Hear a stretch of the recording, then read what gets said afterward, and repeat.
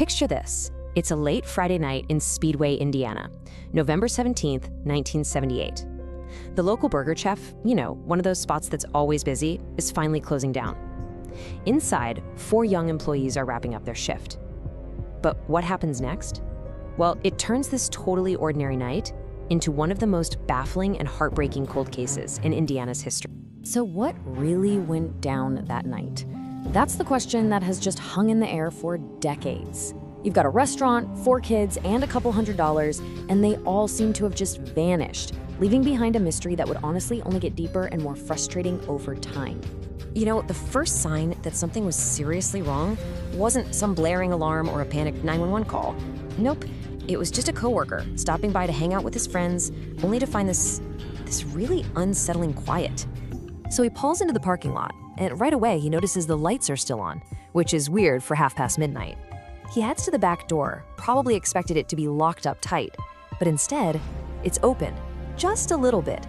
He goes inside, calls out for his friends, but there's no answer, just silence. Now, at first glance, the scene inside looks like a pretty standard robbery. The back door is cracked open, the safe is hanging open, and there are a couple of empty money bags on the floor. You look at the registers, and sure enough, they've been cleared out of all the bills. It seems pretty straightforward. And the total amount taken? $581. I mean, think about that. $581. It's such a small amount of money, hardly enough to explain what was about to be discovered. And definitely not worth 4 young lives. But here's where things get really weird. It's a detail that just doesn't add up. The robbers took all the cash from the business, right? But they left the employees' purses behind, in the office, untouched. There was probably more money in those purses. That little detail, it changes everything. It suggests the target wasn't just the money, it was the people. Before we go any deeper into the investigation, it's so important that we stop and remember exactly who we're talking about. These weren't just names on a case file. They were kids with hopes and dreams and families whose worlds were about to be absolutely shattered. First, there was Jean Freet. She was just 20, the new assistant manager really trying to build a future for herself. Then there was Ruth Shelton, 17, a bright kid, an honor roll student. Mark Flemons was 16. He was only there by a twist of fate, covering a shift for somebody else. And finally, Daniel Davis, also 16. He had actually called his parents earlier that night to ask if he could stay late, just to make a little extra money for Christmas gifts.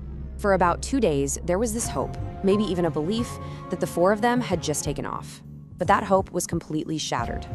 What began as a search for missing kids turned into a grim recovery mission in a quiet patch of woods, miles and miles away. So let's just run through the timeline. Around 11 p.m. on Friday, they all vanish. By early Saturday morning, police find Jane's car, just ditched about a mile away. But it wasn't until Sunday afternoon that a couple just out for a walk stumbled upon the terrible scene, 20 miles south of the restaurant. And what they found was just horrific. Daniel and Ruth had been shot multiple times. Jane had been stabbed and with so much force that the handle of the knife actually broke off, leaving the blade behind. And Mark, he was found the farthest away. It looked like he had made a desperate run for it before being bludgeoned to death. The methods were all different, incredibly violent, and it felt personal. The sheer brutality of what happened just makes what I'm about to tell you even worse.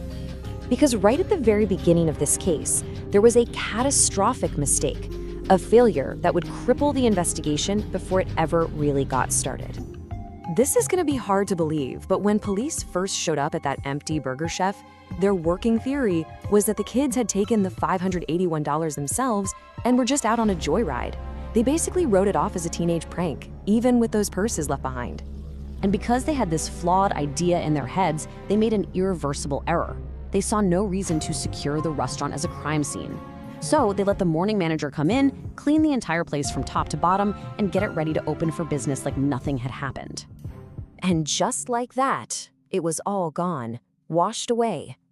Any chance of finding the killer's fingerprints or footprints or a piece of hair or fiber, it was all destroyed in that one act of cleaning. The primary crime scene was lost forever. The case was now exponentially harder to solve.